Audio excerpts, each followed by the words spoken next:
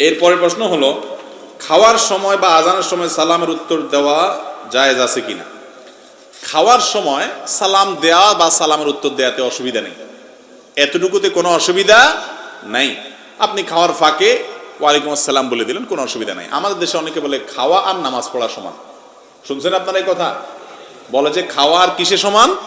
নামাজ পড়া সমান। সুবহানাল্লাহ। এটা আমাদের বানানো জাল হাদিস।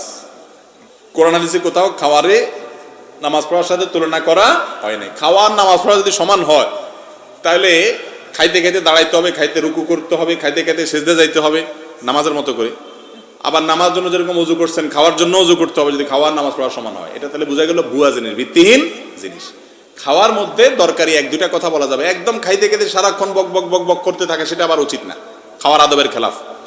একটু সালাম দিলে বা সালামের জবাব দিলে তাতে অসুবিধা নাই। তবে বাইরে থেকে কেউ আসলে যিনি খাচ্ছেন তাকে সালাম দেওয়ার আগে হিসাব করবেন। বেচারা যদি গাবুস গুবুস খাইতেছে, দেখেন অনেক ক্ষুধার্ত, সালাম দিলে এই মুহূর্তে গলা ডলা বাঁধতে পারে বেচারা উত্তর দিতে গিয়ে, তাহলে সালাম দিবেন না, এই টাইমে অপেক্ষা করবেন।